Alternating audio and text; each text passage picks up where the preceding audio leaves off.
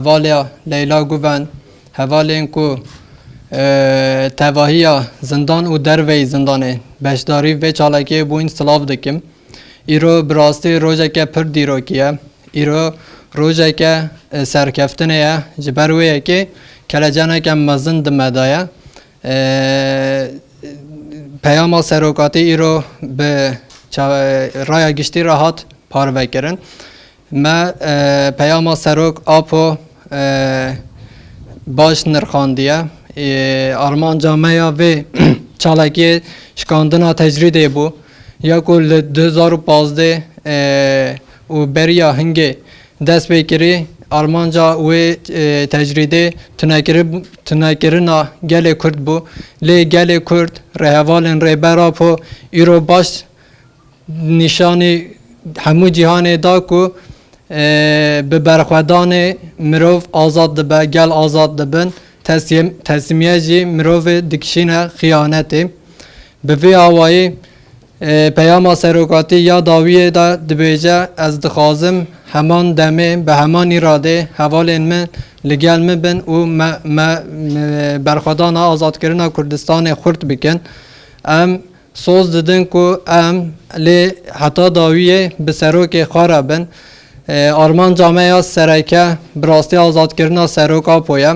Heta ev xasteka gelê Kurd, xasteka gelên hemû rojhilata navîn pêk neyê em berxwedana xwe ji dest nakêşin.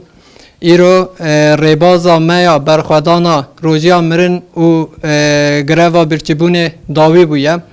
Ez hevalên ku baweriya wan li me çêbûyî hemû şikan silav dikim. Dayîkên çalek spî silav dikim û ez vê serkeftinê diyariya wan dayikan dikim. Ez dibêjim heta dawiyê heta serok apo azad nebe, bi serok apo re jî Kurdistan azad nebe, berxwedana me dawî nabe. Îro bi vê rêbazê dawî bibe jî rêbazên cuda cuda berxwedan wê berdewam bike. Ji ber ku ev neyar pir alî li ser gelê Kurda tê, berxwedan jî wê pir alî bibe. Ji bo hemû kesê silav dikim, em soza şoptariya hemû hevalan dikin, hemû gelê me dikim. Van di vê pêvajoyê de hevalên ku jiyana xwe ji dest dayî wan bibîrtînin, bejna xwe li ber wan ditewînim, malbatên we jî bi taybet silav dikim. Tu bomvêjî ev çend roja li vê derê me greva birçîbûnê berdewam kir. Heta niha çend grup û çend kes tevlî greva birçîbûnê komalaya we bûn.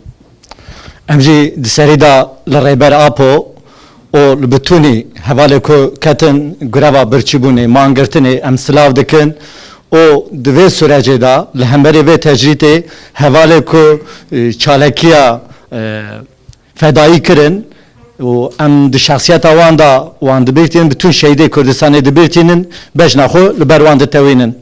Ku ev çalekiya li zîndana Amedê ji terafê heval Leyla Guven da ku li hemberî tecrîtê hat dest pê kirin, greva birçîbûnê da dest pê kirin ku li bitûnê zîndanê Tirkiye bela bû û navê xwe careka din di dîroka Kurdistanê da di dîroka berxwedanê da nivisan hevalê zîndana silav dikin. Em jî weka gelê Silêmanî, weka gelê navenda Silêmaniyê, gelê saziya Mezopotamya me jî di vê çalekiyê da cî girt û me jî li hemberê tecrîtê sekînîn me piştgirî da çalekiyê. Em jî bi grûpê bi dem û bi dor em ketin vê çalekî. Heştê û sê grûpê me heta niha ketin greva birçîbûnê. Nêskayî 600-700 hevalê me ji 4 perçê Kurdistanê xwe tevlî kir. Rihê netewî li navenda Silêmaniyê, li navenda Mezopotamya rihê netewî girt. Gelê Kurd li dora serokatî li hemberê tecrîta ku li ser serokatî bû rihê netewî girt û li dora serokatî bû çember û faşîsmê şikandin û berxwedan bi ser ket.